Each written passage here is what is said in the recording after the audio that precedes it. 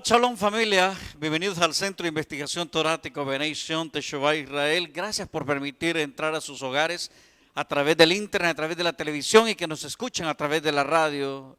El Eloa de Israel, nuestro Eloa, el Todopoderoso, Él es Tov, Él es bueno porque nos ha permitido llegar hasta esta temporada a pesar de la circunstancia que estamos pasando día a día con el tema de la cuarentena. Pero hace poco mi hermano me decía, tengo un hermano que es médico, y me decía definitivamente, me decía él, el coronavirus, el COVID-19 es divino, es un toque divino y no, yo como médico, me dice él, no tengo una explicación a todo lo que está pasando a nivel mundial, culpar a alguien o pensar que esto tiene un tema científico, pero hemos visto que a pesar de todas las circunstancias, nuestro Eloa, Él ha sido bueno.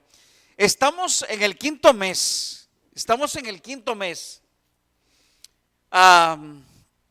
y el mensaje que tenemos para este quinto mes es: miremos el rostro de Yahú en los demás a través de sus derechos. Otra vez, el mensaje de este quinto mes es: miremos el rostro de Yahú en los demás a través de sus derechos, Estamos en la parashá número 18 y esta parashá tiene por nombre Mishpatim, en hebreo Mishpatim. La porción de esta semana es la porción número 18 que tiene por nombre Mishpatim. Mishpatim se traduce en español como derechos, y esta porción se encuentra en Shemot, en Éxodo, capítulo 21, verso 1, al capítulo 24, verso 18. Y el verso dice: y estos son los derechos que pondrás delante de ellos. O sea, esta porción o esta parashá habla de los derechos que tiene la humanidad, de los derechos que tiene el siervo, de los derechos que tengo yo como siervo. O sea, este es un tema generalizado, es un tema para todos que debemos de aprender. Yo quiero que abra su Torá, pero al mismo tiempo, por favor, tome lápiz, papel. La enseñanza de hoy estará muy sencilla, pero muy nutritiva. Lápiz, papel y escriba. Estamos en Shemot, en Éxodo, capítulo 22, y vamos a leer del verso 6 en adelante. Dice: cuando alguno da a su prójimo plata o alhajas a guardar, y sea robado de la casa de aquel hombre, si el ladrón es hallado, pagará el doble. Oiga bien, pagará el doble. Verso 7. Si el ladrón no se encuentra, entonces el dueño de la casa será presentado a los Elohim, así dicen las escrituras, a los jueces, para ver si ha metido su mano en la propiedad de su prójimo. Verso 8, sobre toda palabra de fraude, sobre buey, sobre asno, sobre oveja, sobre vestido, sobre toda cosa perdida, cuando uno dijere: esto es mío, la causa de ambos vendrá delante de los Elohim, delante de los jueces, y el que los jueces condenaren, pagará el doble a su prójimo. Si alguno da a su prójimo asno o buey u oveja, a todo otro animal a guardar, y se muere o se perniquebrara, o es robado sin verlo nadie, juramento de Yahú tendrá lugar entre ambos, de que no echó su mano a la propiedad de su prójimo, y su dueño lo aceptará y el otro no pagará. Mas si ha sido robado, hará restitución a su dueño. Y si le ha sido arrebatado por fiera, traerá testimonio y no pagará lo arrebatado. Pero si alguien pide prestada bestia de su prójimo y sufre daño o muere, ausente su dueño, deberá pagarla. Si el dueño estaba presente, no la pagará. Si era alquilada, él vendrá por su alquiler. Y si alguno engaña a alguna virgen que no es desposada y duerme con ella, deberá dotarla y tomarla por mujer. Verso 16. Y si su padre no quisiera dársela, él le pagará conforme a la dote de las vírgenes. Parece que estamos hablando un poco de temas sociales, ¿verdad? Temas sociales. Ahora, mientras estaba leyendo esta porción o esta parashá, vino la pregunta de cómo debo de cumplir los mandamientos o cómo debo de interpretar los mandamientos, porque tenemos un serio problema con eso, ¿verdad? Por eso tenemos tantas religiones y tantas doctrinas en el mundo, porque empezamos a leer los versos, bueno, tienes que darle la doble dote, tienes que pagar esto, y empezamos a ver un sinnúmero de mensajes con esto, y la pregunta es seria. ¿Cómo debo de cumplir los mandamientos? ¿Cómo debo de cumplir los mandamientos? Ahora, eso usted lo puede decir según lo dicta la ley,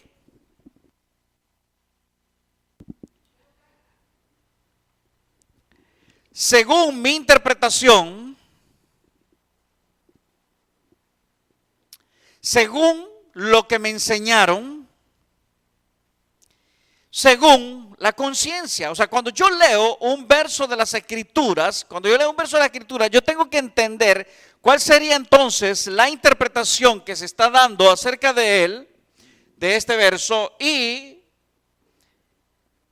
determinar cuál sería la causa que se puede dar o prescribir de ella misma. Otra vez, ¿qué es entonces la conciencia? Porque el problema es cómo debo de cumplir estos mandamientos, cómo debo de cumplirlos, según lo dicta la ley, según mi interpretación, según lo que me enseñaron, según la conciencia. Qué problema más serio, ¿verdad? Porque la ley me dice una cosa. Y hoy tenemos un grupo de gente que dice, es que así dice la ley. Así es como está escrito, y le dan la cita de cómo está escrito. Ahora, puede ser que también sea según mi interpretación, depende del grado de orgullo que yo tenga, o depende del grado de conocimiento que yo tenga, o depende también de la necesidad que yo tenga, o depende de la conveniencia que yo pueda tener de la interpretación de un verso de las Escrituras. Pero también está según la conciencia. Wow, hemos estado hablando mucho del tema de la conciencia. Ahora, para entender esto entonces tenemos que traer nuevamente el mensaje y hacer la pregunta, ¿qué es la conciencia? ¿Cómo pretendemos nosotros adquirir la conciencia, adquirir el concepto de la vida, para poder mejorar nuestra manera de vivir o nuestra manera de actuar? Y conciencia es el acto psíquico mediante el cual una persona se percibe a sí misma en el mundo. Oiga lo que es la conciencia. Nuevamente, es el acto psíquico mediante el cual una persona se percibe a sí misma en el mundo. Es una propiedad del espíritu humano que le permite reconocerse en los atributos esenciales del Creador. O sea, en pocas palabras, cuando veo mi entorno, cuando veo una circunstancia, cuando veo mis amigos, cuando veo mis compañeros, cuando veo el resto, todo lo que está a mi alrededor, me pregunto si me estoy reconociendo en ellos. Escuche bien, si yo me estoy reconociendo en ellos, si los veo haciendo las cosas bien o las veo haciendo las cosas mal, ¿cuál es mi reacción ante ellos? Porque estamos hablando del tema de interpretar las Escrituras, de interpretar un verso, de interpretar algo que es a favor o en contra mío. Por lo general, cuando es en contra mía y no tengo conciencia, voy a buscar un justificante. Ahora, ¿hasta dónde yo llego o hasta dónde debo de llegar cuando yo encuentro un verso en las Escrituras? Por ejemplo, ¿hasta dónde puedo llegar con mi novia? ¿Hasta dónde usted puede llegar con su novia? ¿O cuánto cerdo o carne me es permitido consumir? ¿Hasta dónde tengo conciencia de saber cuánto cerdo puedo consumir? ¿Cuánta carne puedo consumir? Algunos van a estar diciendo, no se puede consumir cerdo en el judaísmo. En el cristianismo sí se puede consumir cerdo. En algunos solo se puede comer de los animales que dice las escrituras que se pueden comer. Otros dirían, no debemos de comer ninguna carne, sino solamente vegetarianos. O sea, hay un sinnúmero de interpretaciones que están alrededor de cada verso escrito en la palabra. Y la pregunta que todos nos hacemos al final es, ¿a quién debo de seguir? ¿El texto? ¿Mi interpretación? ¿Lo que interpreta el otro? ¿O mi conciencia? Lógico, yo sé que muchos de ustedes están diciendo que hay que seguir la conciencia. ¿Cuánto alcohol me es permitido consumir? Y esto se va a adaptar según quién lo está interpretando. La policía lo interpreta de una manera. El cristianismo lo interpreta de otra manera. El judaísmo lo interpreta de otra manera. El laico lo puede interpretar de otra manera. Y una persona consciente sabe cómo lo puede interpretar. El verso. ¿Hasta dónde puedo meterme en la vida de los demás? Por no decir chismoso. ¿Hasta dónde yo puedo hablar de los demás? ¿Hasta dónde le es permitido a los demás hablar de mí? ¿Hasta dónde se manejan los conceptos de la forma de cómo debemos de vivir en la tierra? O si somos espirituales, o si somos legalmente sociales, ¿hasta dónde me es permitido meterme en la vida de los demás? ¿Hasta dónde debo de respetar la vida de los animales? ¿Hasta dónde debo respetar la fauna? ¿Hasta dónde me es permitido respetar la tierra? ¿Hasta dónde me es permitido respetar la creación? ¿Dónde comienza el derecho de la creación? ¿Dónde termina el mío? La pregunta es, ¿dónde termina el mío? ¿Tiene derecho los animales de vivir? ¿Hasta dónde los animales tienen derecho a vivir? ¿Hasta dónde un pollo, una gallina, una vaca, un cerdo tiene derecho a vivir? ¿Hasta dónde? ¿Dónde termina mi derecho? ¿Dónde comienza el derecho de la creación?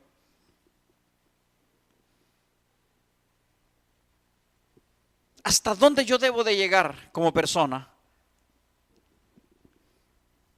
¿Hasta dónde yo puedo llegar con mis libertades o con mi libertinaje?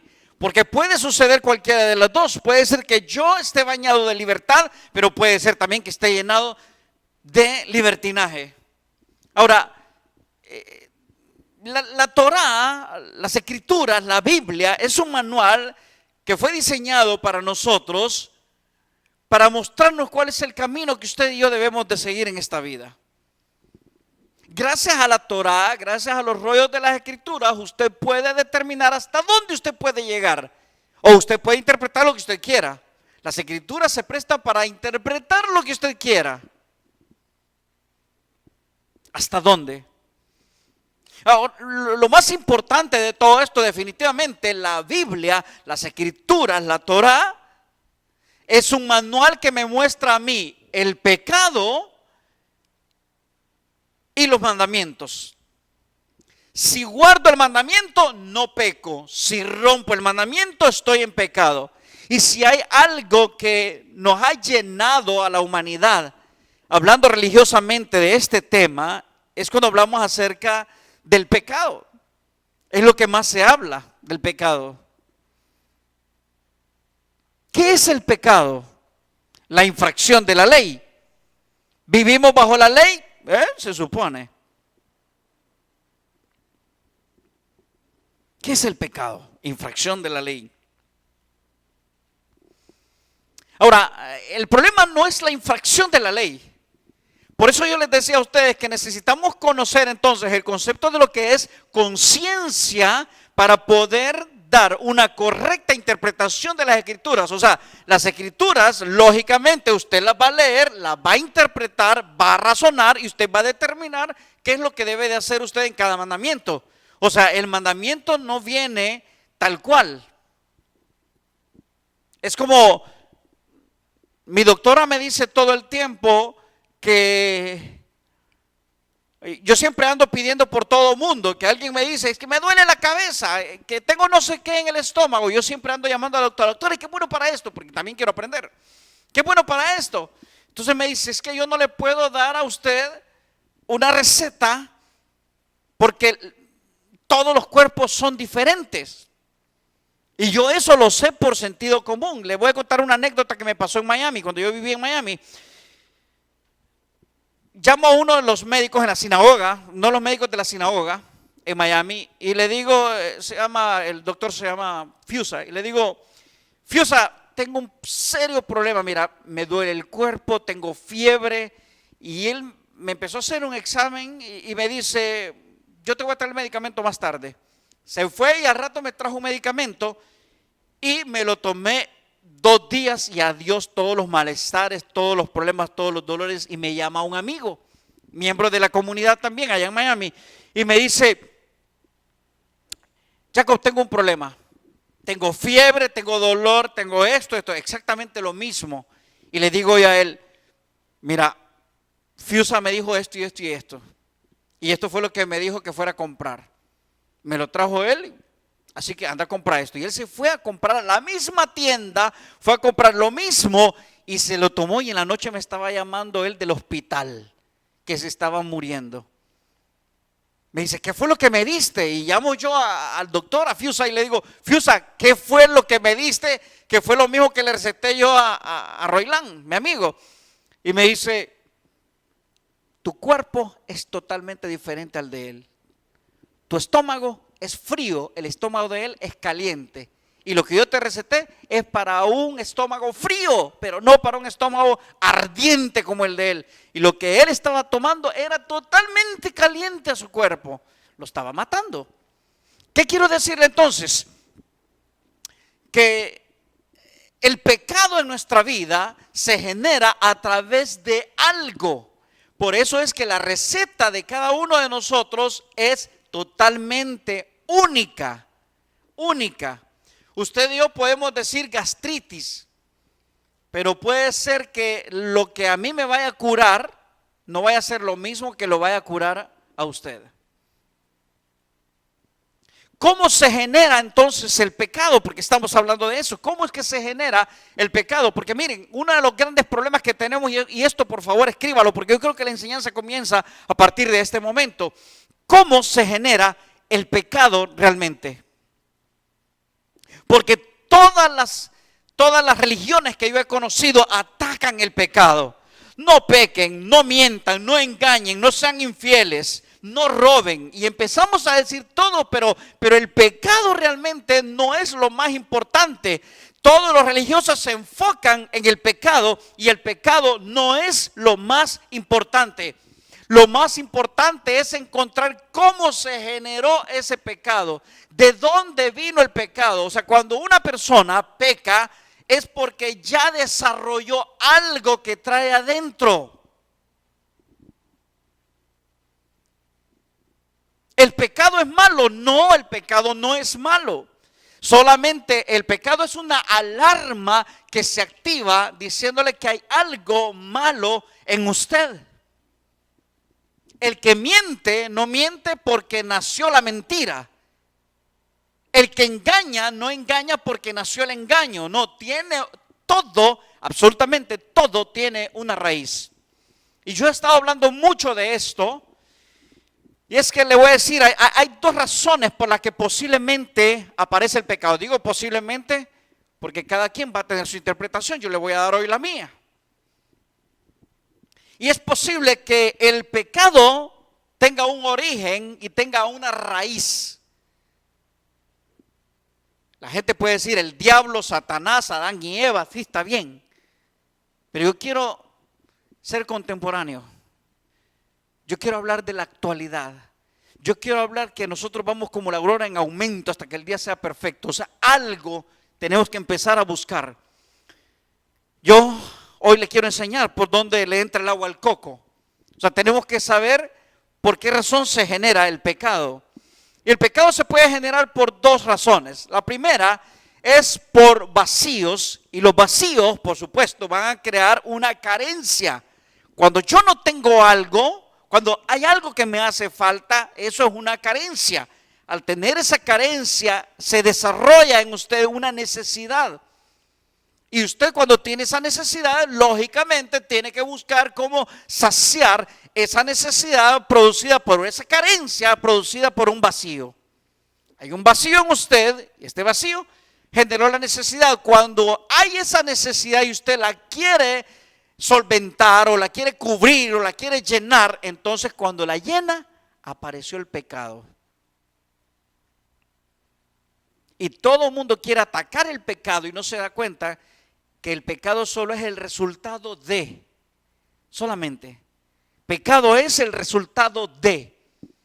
Ahora, la primera entonces, ¿cómo se originó para que llegara al pecado? Fue a través de un vacío, de una carencia. Pero también es a través de exceso, y el exceso es una avaricia. Usted tiene un vacío, y ese vacío usted lo quiso llenar con lo que fuera.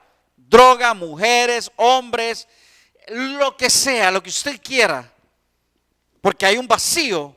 Ese vacío crea una carencia, la carencia tiene una necesidad y esa necesidad trae empezar a llenarlo.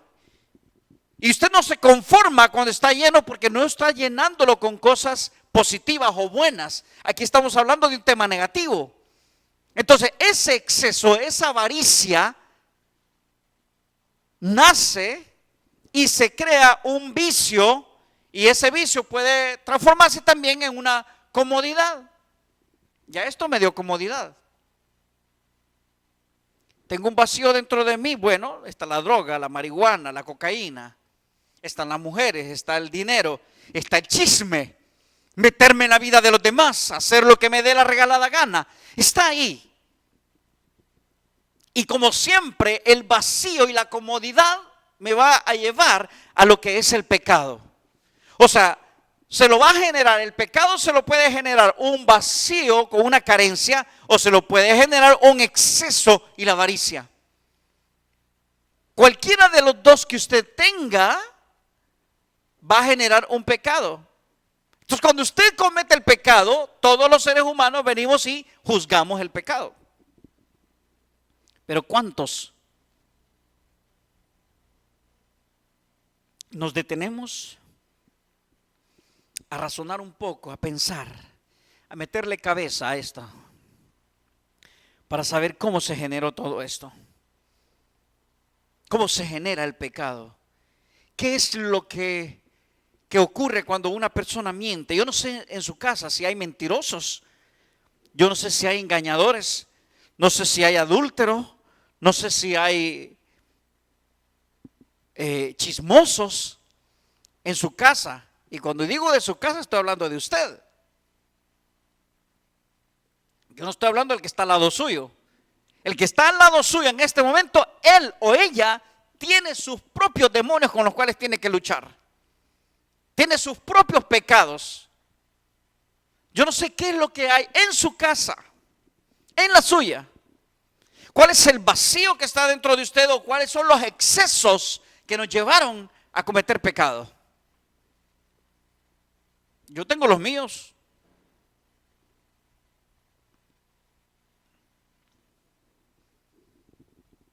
¿Sabe que con un grupo de amigos que no tienen nada que ver con la comunidad, que no tienen nada que ver con la congregación, que no tienen nada que ver con la Cajal,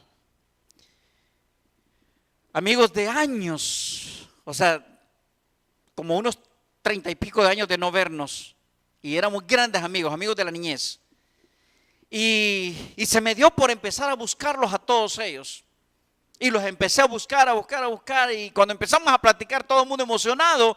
Y yo, como siempre ando buscando la forma de cómo ayudar a los demás, le digo yo, ¿y por qué no hacemos un grupo para ayudarle a la gente que está pasando necesidades serias aquí en Honduras? Amigos que viven en Estados Unidos, amigos que viven aquí en Honduras. Y me dicen ellos, pues hagámoslo. Y ya empezamos a reunirnos y empezamos a reunir plata, y de aquí un poco, de allá otro poco, y logramos hacer las bolsas solidarias para poder ayudar a la gente. Y hoy, precisamente hoy, en este día, nos fuimos a repartir a lugares donde están los bordos de los ríos, que hay mucha pobreza, o sea, es impresionante. Y nos fuimos hoy, empezamos a repartir a todas partes. Llegué, la última casa a la que fuimos, yo le llamo casa.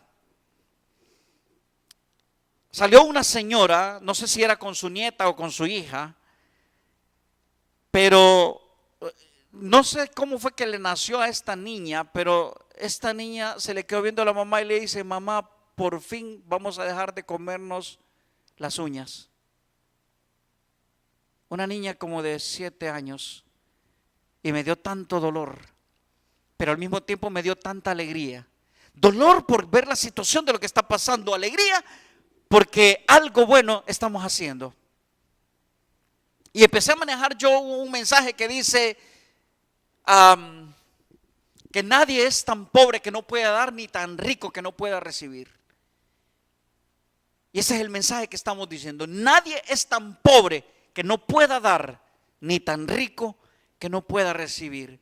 Entonces, ¿por qué les estoy diciendo esto? Porque cuando vi a esta niña, me hice la pregunta y le decía, Padre, ¿qué es lo que va a crecer en ella? ¿Un vacío, una carencia? Y esto va a crear una necesidad, y esta necesidad la va a llevar a esta niña de 7 años a pecar. O esta niña, después que haya visto sus vacíos, sus carencias, su necesidad, terminará con los excesos, y estos excesos la va a llevar a la avaricia, y esta avaricia creará vicios, y estos vicios la comodidad, y esta comodidad al pecado.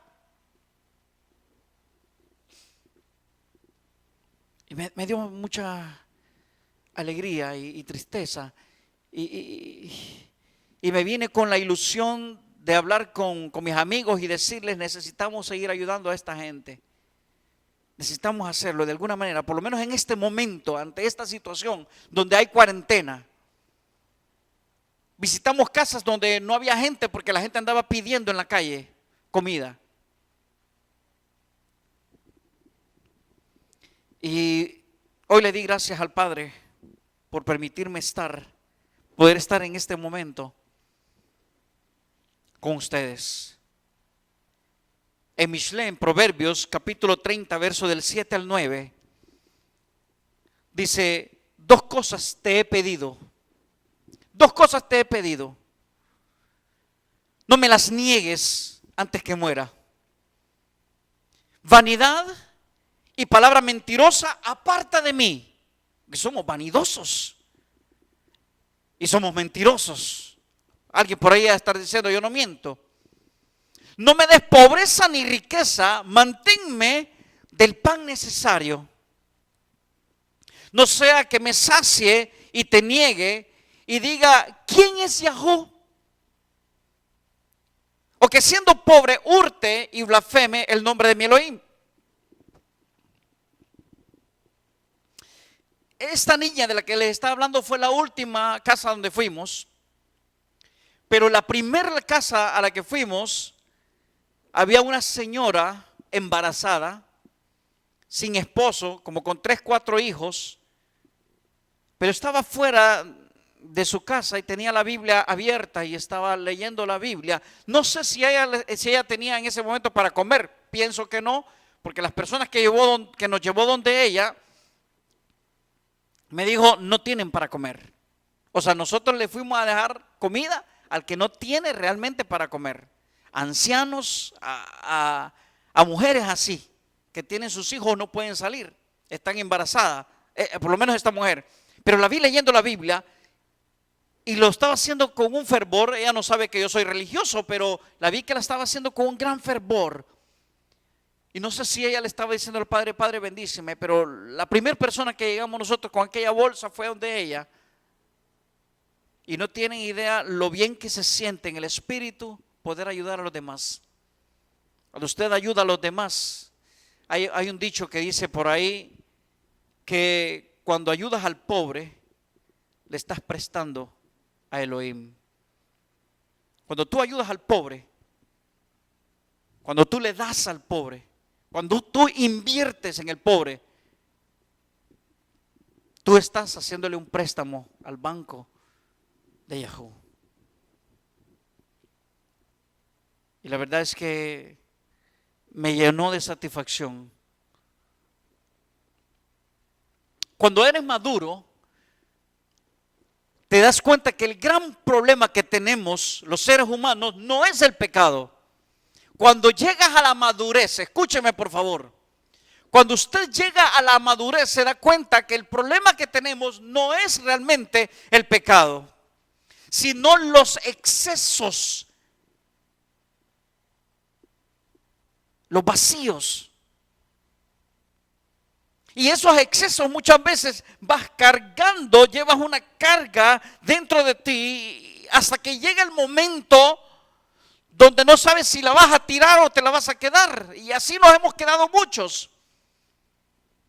Muchos vamos cargando con muchos excesos y esos excesos que no nos sirven. Y los vamos cargando y los vamos cargando y eso nos distraen de hacer el bien que puedes. Cuando tienes vacíos, lo poquito que te queda lo tienes que amarrar porque ¿qué voy a hacer? Y cuando tienes excesos, prefieres tenerlo ahí porque no sabes si mañana vas a tener o no vas a tener. ¿Qué problema, verdad? Si enchutamos, perdemos, y si no enchutamos, igual perdemos. Entonces, ¿qué debemos hacer? Los excesos y los vacíos siempre nos van a hacer llevar cargas.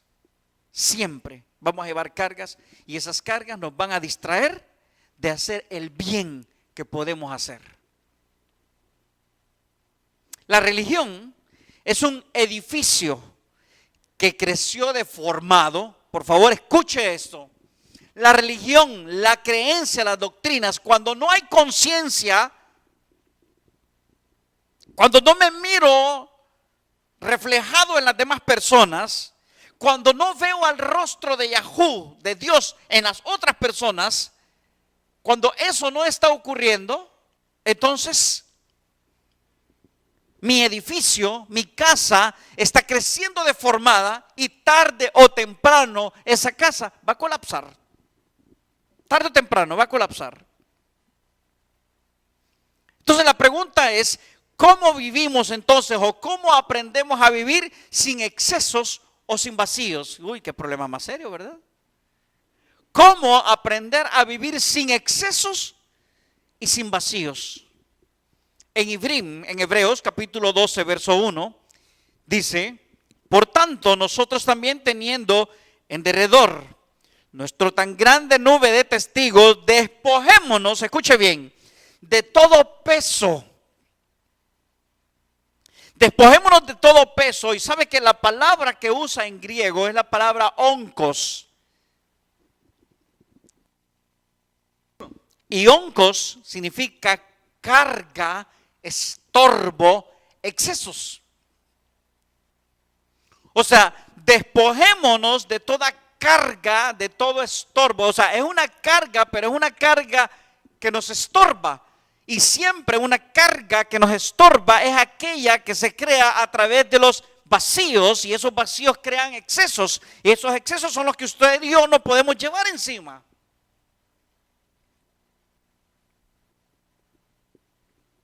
Entonces dice, de todo peso, de todo exceso y del pecado que nos asedia, y corramos con paciencia la carrera que tenemos por delante. Si llevo excesos, tengo un problema. Y si tengo vacíos, tengo otro problema. Y entonces, ¿qué debemos de hacer? ¿Se puede vivir sin pecado? No.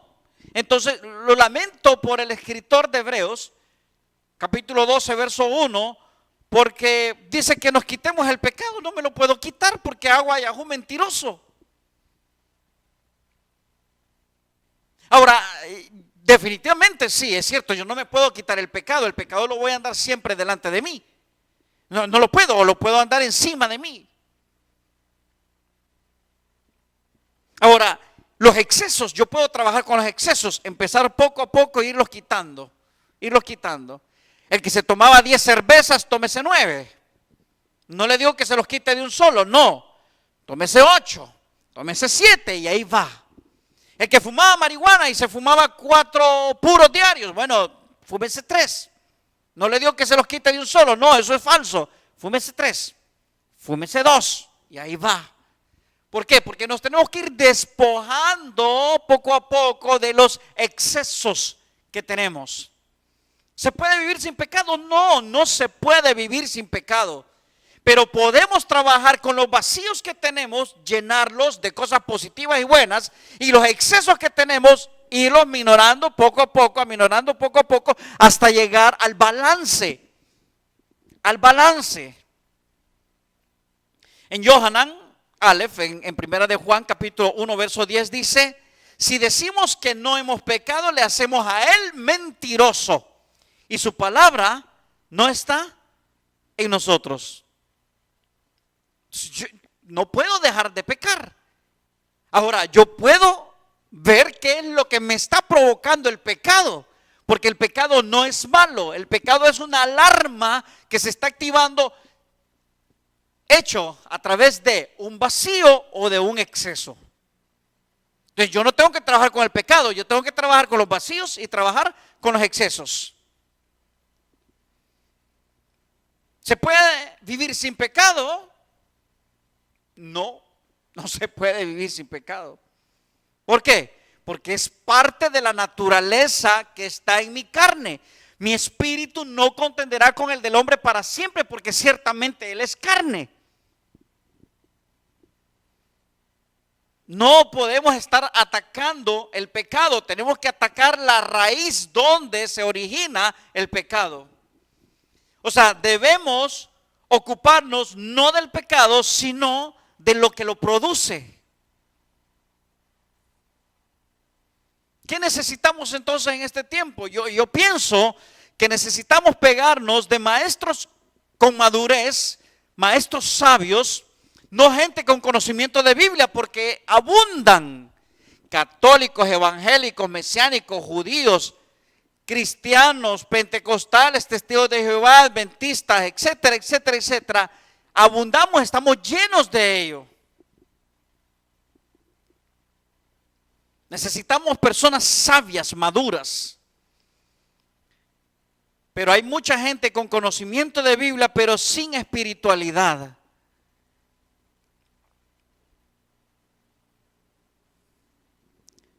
Cuando yo veo a maestros o a hombres disfrazados de maestros juzgando a los demás, juzgando el pecado de los demás, cuando yo los veo, me doy cuenta de las palabras del maestro cuando dijo: sepulcros blanqueados. Tienen conocimiento de Biblia en la cabeza, pero no tienen conciencia en el corazón. Están llenos de lo que dice el texto. Así dice el texto dice que si encuentra a una mujer adúltera hay que matarla a pedrada. Así dice el texto. Perfecto. Así dice el texto. ¿Y qué te dice la conciencia? La conciencia dice que yo soy pecador también. Entonces, ¿le puedes tirar una piedra a ella? No. ¿Por qué? Porque la conciencia me dice que también a mí me deberían de tirar piedras. Entonces, aprendamos a no juzgar a los demás porque pecan diferente a nosotros. Cada quien peca de diferente manera. Tenemos que empezar a construir este mundo de una manera diferente a como la religión durante tantos siglos ha venido enfrascándose de una manera arbitraria contra el pueblo, contra la creación, mejor dicho, no el pueblo, contra la creación. Los líderes religiosos te citarán el verso y te juzgarán. Un líder espiritual te llevará de la mano y juntos buscarán la raíz de donde nos extraviamos. Y desde ahí comenzará Teshuvah, el retorno. Cierro con esto. Yo quiero ver el rostro de Yahú. Es fácil. En toda la creación, en todos los hombres, en todas las mujeres, usted vea el rostro de Yahú. Miremos, aprendamos a ver el rostro de Yahú en ellos y a través de los derechos que ellos tienen, porque son los mismos que yo tengo. Aquí no se trata de quién peca más o quién peca menos. Aquí no se trata de quién se sabe más la Biblia o quién no se la sabe. No se trata de quién guarda más los mandamientos, ni el que los guarda ni el que no los guarda. Se trata de aquel que tiene conciencia cuando lee un texto de las Escrituras y lo aplica a su hermano, a su hermana, a su compañero, a la creación, así como se lo aplica a sí mismo. Que Yahú te bendiga y que Yahú te guarde. Que Yahú haga resplandecer su rostro sobre ti. Que Yahú se incline favorablemente a ti, que Él te dé paz. Yevareja Yahú beishmereja, Yaed Yahú panabeleja bijuneja, Isa Yahú panabeleja beazem bleja, Shalom.